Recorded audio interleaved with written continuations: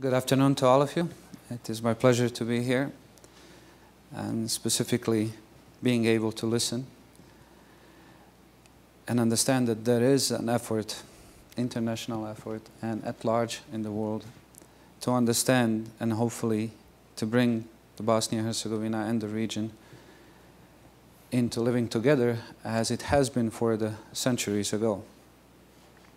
Bosnia and Herzegovina was and still is a country with different ethnical, religious, cultural backgrounds. And in that, we can even take the pride. If we can compare, we can say that Sarajevo is a Jerusalem of the Europe. Because in the city of Sarajevo, we have in a less than 500 yards radius, we have a church, we have a synagogue, we have a mosque. As a matter of fact, the mosque and synagogue, they share the same front yard. So the life of coexistence in Bosnia and Herzegovina has been embedded in the history of the Bosnia and Herzegovina. This year was 500th anniversary of coexistence between Muslims and Jews in Bosnia and Herzegovina. So when we talk about Bosnia and Herzegovina and the region, there are, from the history, so many positive things to be said, so many positive examples. But at the same time, in the history of the Bosnia and Herzegovina, in older, newer, newest history, it had been so much suffering. It had been so many casualties. And it seems in this world that we live in nowadays, there is more and more wars, there is more and more injustice, less kindness, less compassion, less mutual understanding, less friendship.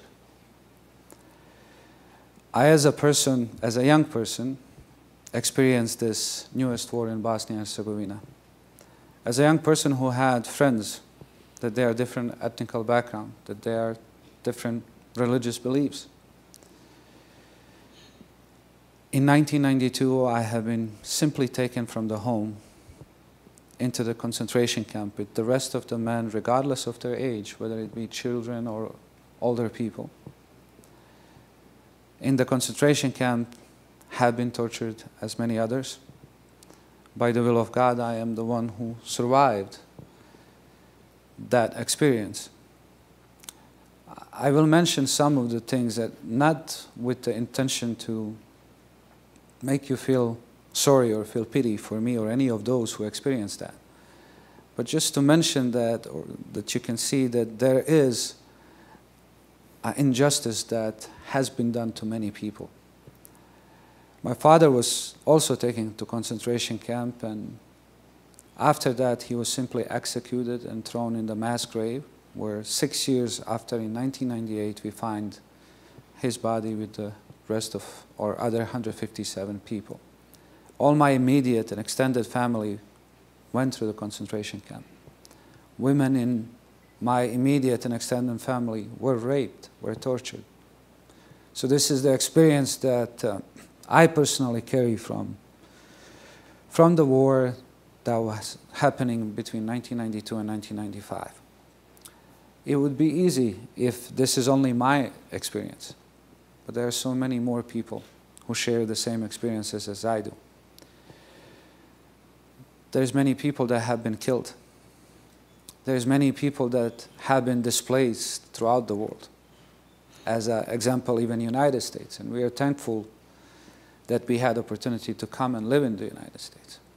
There is about over 300,000 Bosniaks that they find refuge in the United States and start establishing the life in this country. As a result of that, we have 58 Bosnian communities throughout the cities in the United States and in Canada. And all of that is in an effort to overcome the experiences that people had. I do not hold any hatred or that I have any wish for retribution in my heart, because this is not the way to live. Because as a person of the faith, I believe that holding the hatred in the heart does not benefit even to the person or to others, and most definitely doesn't benefit to the future generations. From my perspective, Bosnia and Herzegovina now, 20 years after, is having a historical battle. We can say specifically even for the region.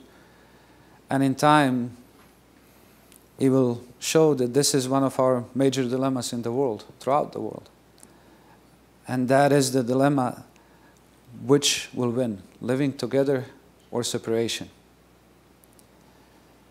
And this is a dilemma that many people have. And any effort that civil societies or religious communities can make to promote the life together, it should be done. And this International Prayer Day in Sarajevo, which has a special meaning because it's happening in the Sarajevo, it should be a cause for all of us to seek and look what is the possible way to coexist together and continue to live in a future together. I will mention as a really positive example this international prayer in Sarajevo, where we had attendance of highest authorities of all of our religious communities in Bosnia and Herzegovina, which is a great thing. We, as a European people, we have in our mentality, we can call it stubbornness or however, but we have a hard time saying sorry and thank you. This is the biggest difference that I felt as living in this country. That politeness, that need to say thank you if someone does something good to you, or need to say sorry if you did something.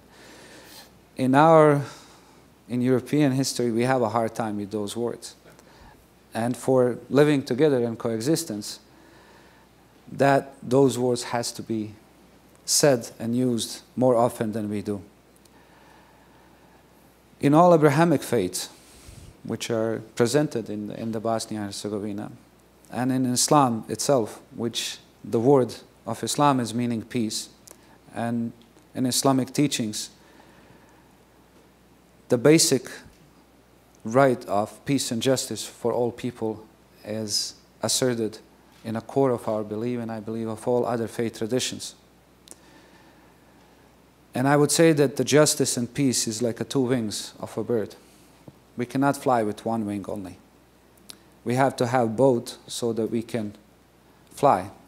There is no peace without justice, and there is no justice without peace. And after war, or 20 years now, all of the people in Bosnia and Herzegovina and the region should face,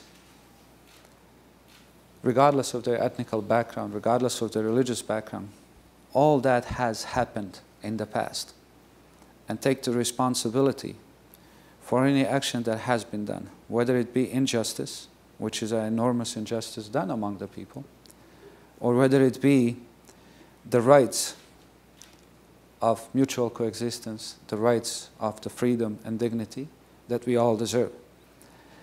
And I believe that in past, from internal perspective, we did not seek that. We were not successful to face the reality of our actions that has been done between 1992 and 1995. I hope that our leaders of religious communities, leaders of our civil societies, will further this peace building with justice and with intention that all of the people in Bosnia and Herzegovina and the region should have equal rights, should have equal opportunities, and should have the hope that what happened in the newest history of Bosnia and Herzegovina will never happen. For that, the justice has to be served, and if justice is served, then we have hope that we will live in peace, that we will live together as we managed in the centuries in our history. In 2014 will be 100 years since the First World War. That started in Sarajevo also. So Sarajevo has significance, and it should be example of the peace, not the war, should be example where the people will have security, not the fear and worry, should be a place from where the coexistence, compassion, kindness, and caring for each other should be implemented. I will be honest, I do not know, is it possible? I do not know how long it could take. But this is what my hopes are, so that future generations don't have the experiences that I had and many other people who went through the similar experiences. Thank you.